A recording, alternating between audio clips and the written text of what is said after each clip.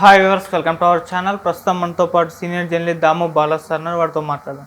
నమస్కారం సార్. నమస్తే సార్, మధురా నగర్ పరిధిలో ఒక కుక్క గొడవ వచ్చింది సార్. అంటే కుక్క వల్ల వాళ్ళ ఓనర్ల పైన కొంతమంది అంటే దాడి చేయడం జరిగింది. అసలు ఏం జరిగింది? కుక్కకు సంబంధించి అసలు వీడియో కూడా ఒకటి వైరల్ అవుతుంది కదా, ఆ వీడియోలో ఏముంది సార్? వీడియో నేను చూశాను. ఆ వీడియోలో ఏంటంటే ఒక అబ్బాయి కుక్కని తీసుకొని బయట ఉన్నాడు. కొంత నైట్ టైం, అది ఎక్కువగా జనసంచారం లేదు. తర్వాత ఒక ఇద్దరు ఇలా వెళ్ళారు, ఒక అతను అలా వెళ్ళాడు. అలా వాళ్ళిద్దరు కొంత డౌట్ఫుల్గా అటు ఇటు వెళ్ళారు. సడన్గా కర్రలు తీసుకొని నలుగురు వచ్చేసి ఫస్ట్ కుక్కను మీదగా దాడి చేశారు. దాని తర్వాత అతను అడ్డొస్తే అతని మీద చేశారు. అతను పడిపోతే కూడా నలుగురు కలిసి కొడుతున్నారు. ఈ లోపల మరి ఆమె ఎవరో తెలియదు, ఆవిడ వచ్చి అతని మీద పడిపోయింది. ఆమెను కూడా భయంకరంగా కొడుతున్నారు. ఈ లోపల ఒక పెద్ద ఆవిడ వచ్చి ఆవిడ అరుస్తుంది, వేడుకుంటుంది, అయినా ఆగలేదు, కొడుతూనే ఉన్నారు. వాళ్ళు చాలా తీవ్రంగా కొట్టారు. ఈ లోపల జనం మెల్లమెల్లగా వస్తే జనం వచ్చినా కూడా ఆగట్లేదు, కొడుతూనే ఉన్నారు. సో జనం ఇంకా పెద్ద ఎత్తున వచ్చినాక ఆపారు. అప్పటికే ఒక అతను ఇంత రాయి తీసుకొని కొట్టడానికి ట్రై చేస్తున్నాడు. సో తీవ్రంగానే కొట్టారు, మామూలుగా అయితే కొట్టలేదు వాళ్ళిద్దరిని, ఆ స్త్రీకి అతనికి. తర్వాత డీటెయిల్స్ బయటకు వచ్చాయి. డీటెయిల్స్ ఏంటంటే మధురా నగర్ పోలీస్ స్టేషన్ పరిధిలో రహమత్ నగర్ అని ఉంది. రహమత్ నగర్లో మధు అనే ఒక అతను ఉంటాడు. అతను వాళ్ళు కుక్కను పెంచుకుంటున్నాడు. సో ఈ కుక్క ఒకరోజు తెంపుకొని ఎదురింటికి వెళ్ళింది. ఎదురింట్లో కన్స్ట్రక్షన్ జరుగుతుంది. ధనంజయ్ అని అతను అక్కడికి వెళ్ళి ఇది వాళ్ళ మీద అరవడం ఏదో చేసింది. దాంతో వాళ్ళకి కోపం వచ్చి గొడవ వేసుకున్నారు. వాళ్ళు ఏదో గొడవపడ్డారు. గొడవపడినాక అయిపోయింది. దాని తర్వాత నిన్న ఈ దెబ్బలు తిన్న అబ్బాయి ఎవరంటే శ్రీనాథ్ అని, మధు వాళ్ళ తమ్ముడు. అతను షార్ట్ వేసుకొని నైట్లో కుక్కని పెట్టుకొని ఫోన్ చూసుకుంటూ ఉన్నాడు. మధ్యలో ఇట్లా ఒక వ్యక్తి వచ్చాడు కదా, వీళ్ళ వ్యక్తి, ధనంజయ వ్యక్తి. అతని మీద కూడా ఆ టైంలో కూడా కుక్క కొంచెం ముందుకు వెళ్ళింది, బట్ ఇతను ఆపాడు. సో అది సాగ్గా తీసుకొని వాళ్ళు తీవ్రంగా కొట్టారు. ఇది వీడియో వైరల్ ఉంది. ఇప్పుడు హైదరాబాదే కాకుండా మొత్తం ఇది దేశవ్యాప్తంగా కూడా వీడియో వెళ్ళిపోయింది, వైరల్ అయిపోయింది. ఎందుకంటే ఒక కుక్క కోసం ఈ స్థాయిలో కొట్టిన ఈ పరిస్థితి ఇంతకుముందు లేదు, కనిపించలేదు. ఉండొచ్చు ఎక్కడైనా, బట్ ఈ స్థాయిలో లేదు. అంటే ఎందుకు ఈ స్థాయిలో అంత వైలెన్స్ ఎందుకు చేశారు అనేది ఆశ్చర్యం. నేను ఇంతకుముందు కూడా ఇంకొక వీడియో చూశాను. అదేంటంటే కారు పార్కింగ్ విషయంలో ఒక హోటల్ యజమానికి పక్క ఇంటి అతనికి కారు పార్కింగ్ విషయంలో గొడవ వచ్చి, ఆ హోటల్ వీడియో ఎట్లుందంటే హోటల్ రిసెప్షన్ దగ్గర యజమాని కూర్చోన్నాడు, వాళ్ళ కొడుకు ఇటుపక్క ఏదో ఉన్నాడు. సడన్గా ఒక అతను ఇంత పెద్ద రాడ్ తీసుకొచ్చి భయంకరంగా కొట్టాడు. అతను చనిపోయాడు. అతను పట్టుకున్నాడు వీళ్ళ అబ్బాయి, అయినా వదిలించుకొని అతను వెళ్ళిపోయాడు. అంటే జస్ట్ పార్కింగ్ కోసం అంత దారుణంగా రాడ్తో కొట్టి చంపేశాడు. అంటే ఇట్లాంటి సంఘటనలు బాగా పెరుగుతున్నాయి ఈ మధ్యకాలంలో. అంటే దీన్ని ఏమంటామంటే మనం టాలరెన్స్ లెవెల్స్ అంటాం. అంటే మనుషుల్లోకి టాలరెన్స్ లెవెల్స్ అనేవి బాగా పడిపోతున్నాయి. ఇంతకుముందు టాలరెన్స్ లెవెల్స్ ఇంత ఘోరంగా లేవు. నా అనుభవంలో నేను చెప్తా. అంటే మామూలుగా ఇంతకుముందు కూడా వైలెన్స్ ఉంది, మధ్యకాలం దగ్గర నుంచి వైలెన్స్ భయంకరంగా ఉంది.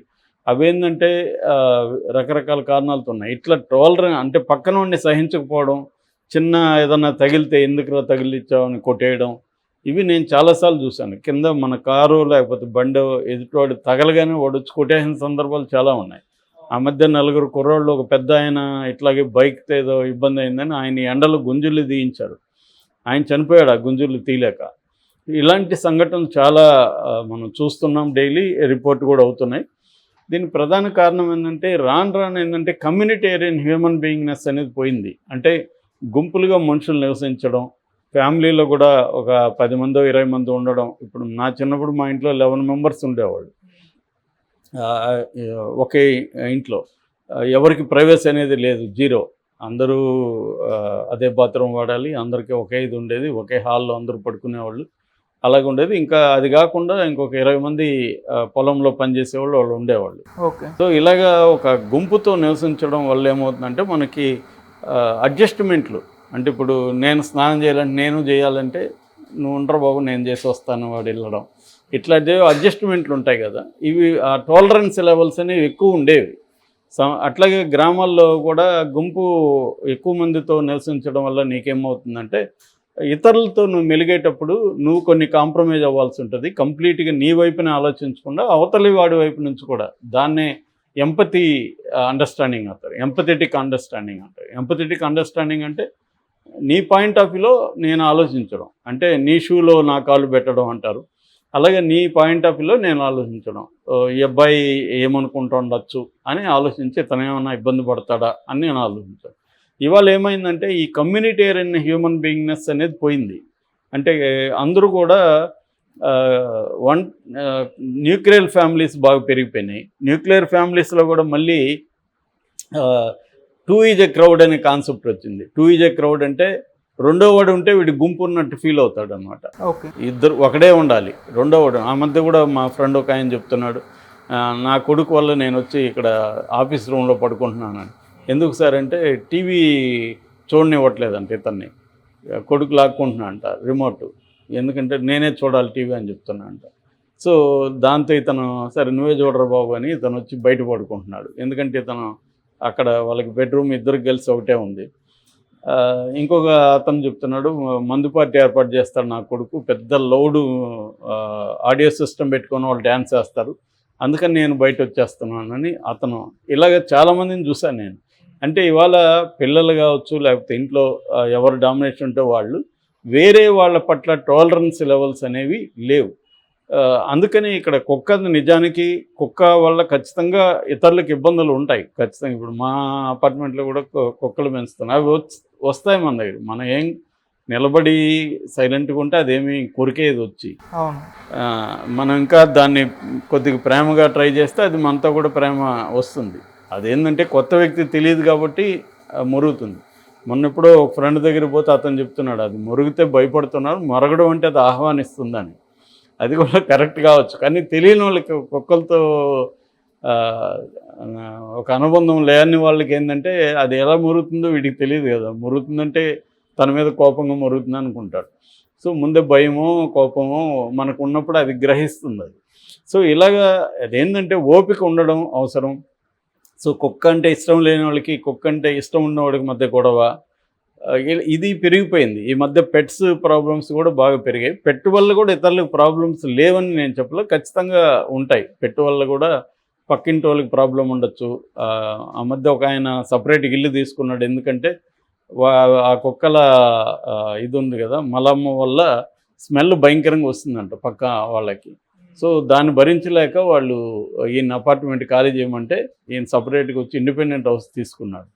ఇలాగ ఈ మధ్య చాలామందిని చూస్తున్నా, వాళ్ళ సొంత ఇల్లు కూడా వదిలేసి సొంత అపార్ట్మెంట్ కూడా వదిలేసి కుక్కల కోసమే సపరేట్ ఇండిపెండెంట్ హౌస్లు తీసుకునే వాళ్ళు కూడా ఉన్నారు. అంటే అది కూడా ఒక జాడ్యంలాగా కొంత ఎక్కువైతుంది.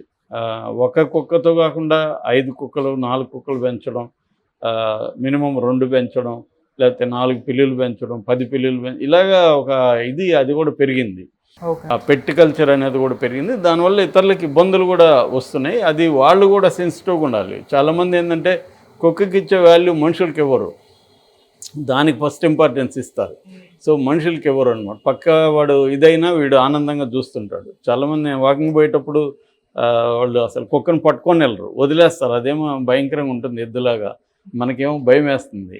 సో అదేమన్నా అంటుందేమో, అదేమో అనకపోవచ్చు, కానీ అలాంటి ఒక ఫియర్ ఉంటుంది. వాళ్ళు పట్టుకోబోడు, అతను వదిలేసి ఎక్కడో ఉంటారు, అతను కావచ్చు ఆమె కావచ్చు. ఇలాంటి ఇది ఉంది. ఓవరాల్గా ఈ సంఘటన కానీ నేను ఇందాక చెప్పిన హోటల్ సంఘటన ఇలాంటివి చాలా చూస్తున్నప్పుడు చాలామంది అంటే దీన్ని అంతా కూడా అనలైజ్ చేశాడు సోషాలజిస్ట్ జిగ్మండ్ బౌమన్ అని. ఆయన ఎప్పటి నుంచో చెప్పాడు, ఆయన ఆటమిక్ హ్యూమన్ బీయింగ్నెస్ అనేది పెరిగిపోయింది సమాజంలో. ఆటమిక్ హ్యూమన్ బీయింగ్నెస్ అంటే ఒంటరిగా బతకడం, ఒంటరిగా ఉండడం, రెండో వాళ్ళని సహించకపోవడం. అందుకనే ఇప్పుడు ఎవరికి వాళ్ళకి బెడ్రూమ్లు, ప్రైవసీ, వేరే వాళ్ళు వస్తే కాసేపు ఉంటే కూడా భరించలేని తనం ఇలాగే పెరిగిపోయింది. అందుకని ఈ ఫోన్లు రావడంతో కూడా నలుగురు ఉంటే నలుగురు 4 ఫోన్లు ఉంటారు తప్ప వాళ్ళు ఫోన్లు జోబిళ్ళల్లో పెట్టుకొని బ్యాగుల్లో పెట్టుకొని మాట్లాడుకోవడం అనేది ఇవాళ తగ్గిపోయింది.